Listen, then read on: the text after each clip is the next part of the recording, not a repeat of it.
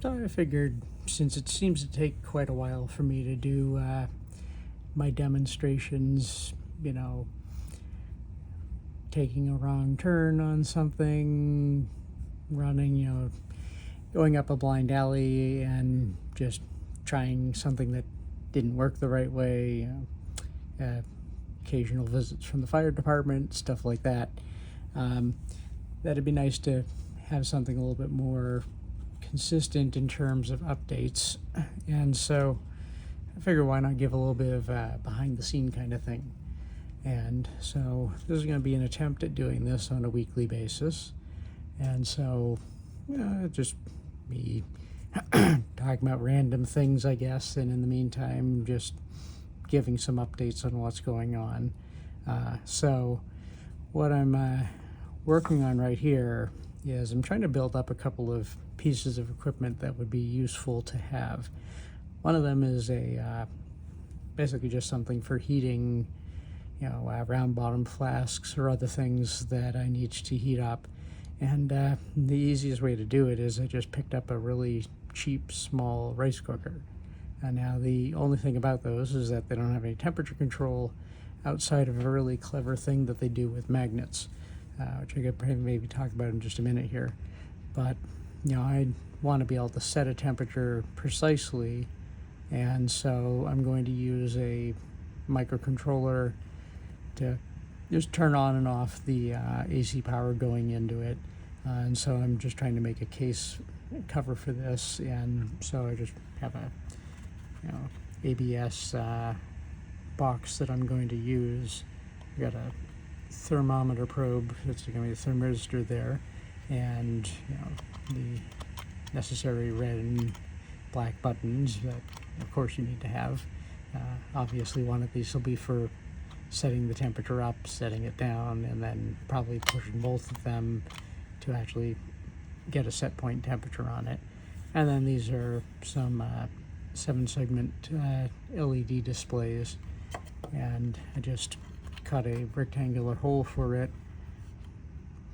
friction fit them in there, and then actually I was pretty pleased with what I did here. I took some of the, it's an ABS glue, so it's got liquid ABS and an appropriate solvent for that, and I basically just painted that around, and now that's in pretty good, and it's got a pretty clean look on the front side there, so I'm happy with that. I mean, it's aesthetic, but you might as well have that. But now the issue is wiring this up. And so this thing right here is a NTE 3074 display, and because there's 2 7 segments per pin or per unit here, I want to be able to do a little trick in order to be able to get all these to light up and display a number. Your standard microcontroller is not going to have enough outputs for that. So what you do is you take advantage of persistence of vision. So if I put all of the elements from each of these, so say, this top bar, that one, and that one, if I wire those all together, this is a common anode, I believe. And so what that means is that common cathode, it doesn't matter which one it is, but the point would be that, it is actually common anode, that's right. So there's a common anode for each of these individual segments. So if I use the microcontroller to just send the signals to turn on these segments, but I only enable the anode, say for this one, this is the only one that will light up with that number. And then I can display blank that, I can display the next number, and by enabling that anode, and then back and forth. So it'll go through. To the eye, it will look like it's continuous. You probably have seen some cases of people showing on videos some controller with a display like this, and the numbers always kind of look like they're zipping across like that. That's simply because the camera is picking up that refresh there, and we don't notice it because of the persistence of vision. So now these pins here are a little bit of a pain, and I want to find an easier way to deal with it. And I considered trying to make a custom PCB for this. I've got all the material to do that, but I'm also lazy sometimes, so I wanted to come up with some other method for this because I just need to tie these things together.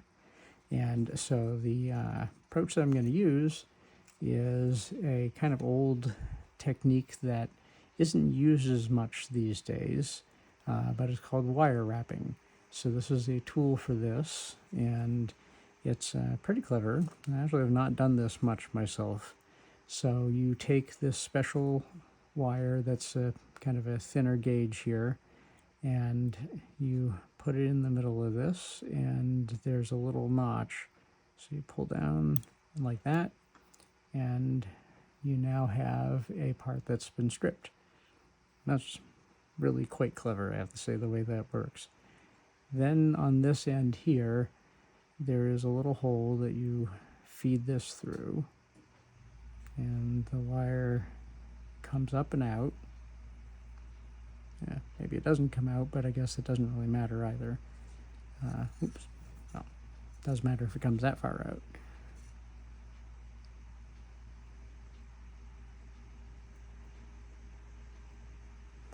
Oh, this will work a lot better if I actually take my glasses off so I can see this more clearly.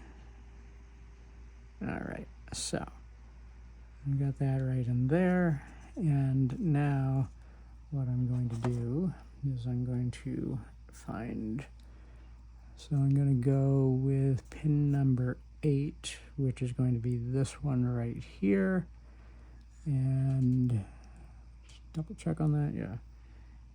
And now, so that's the second one. So I basically just put this, there's a hole in the middle of it, and so that goes over the pin. If I can get that to go in. All right, come on, you.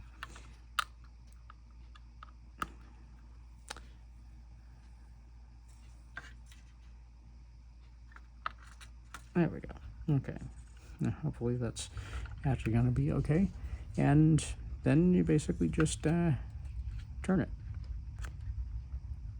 And what happens is it's slowly winding the wire up until it's all done. And then what you got is something right there. And so that's try zooming in on that a little, if possible.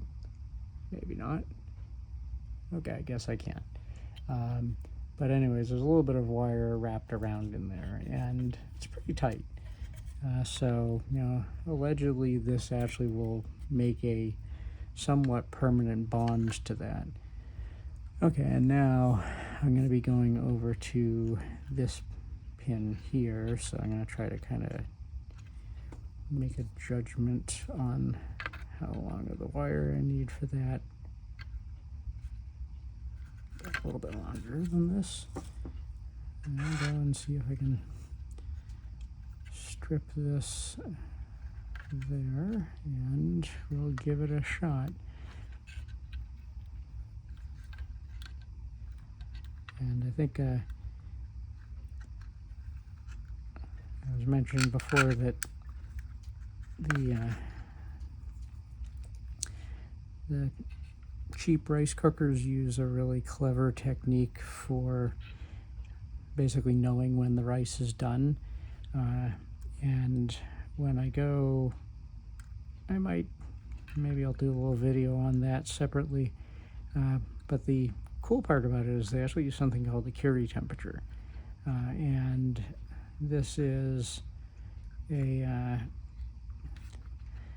this was a temperature that was discovered, and funny enough, not by Madame Curie, but actually by her husband and his brother, I think.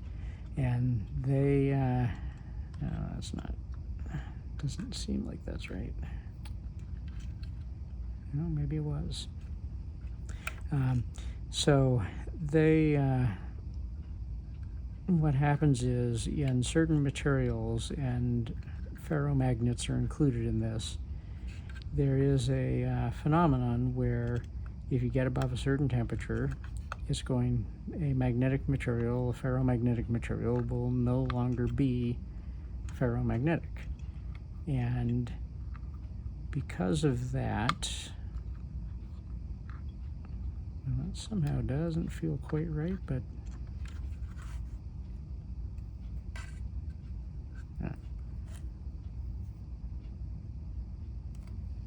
yeah, it didn't look exactly right there, I gotta say, but I guess it's okay.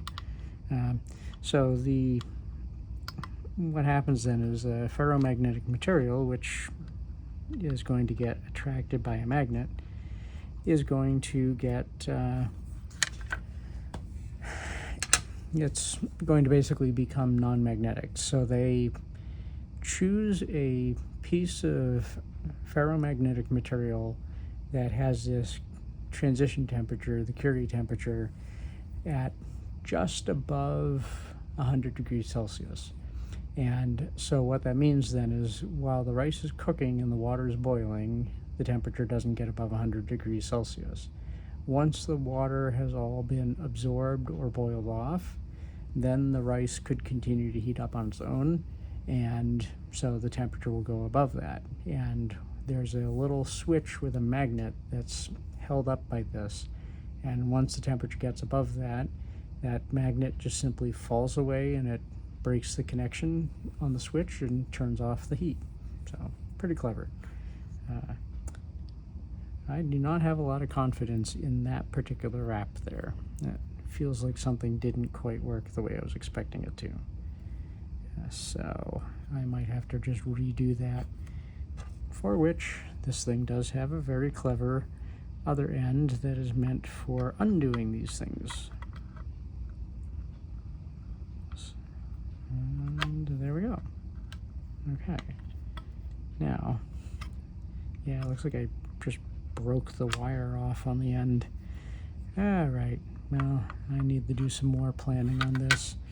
So, anyways, I got a lot of things planned for this. I'm working on trying to wrap up I've got one that I'm working on with the Rochelle salts and trying to show the piezoelectric properties in that. And there's another one where I'm trying to actually make liquid crystals out of unusual precursors, we'll say. I don't want to spoil the surprise on that one. And along those lines, I picked up a old school can of paint stripper that actually has dichloromethane in it. It's very hard to get these days. And the people at the hardware store didn't even realize they had it. It was an old dented, half-rusted can, and the looks on their face when I went up to the counter to buy it, one of them was basically saying, it's like, we actually have this?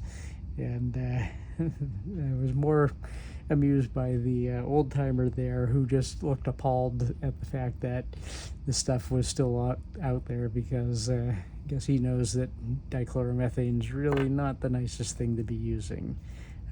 But it is a wonderful solvent, and since I'm trying to kind of stick with make the stuff from scratch or from easy to obtain things if I can, then that's kind of the philosophy I'm trying to go with. So we'll see. I'll probably break down and buy some stuff at some point, but why not try to make it yourself if I can? All right, so that's enough of an update here, and we'll see if I can remember to get another one next week, or get a video out. One way or the other. Have a good night.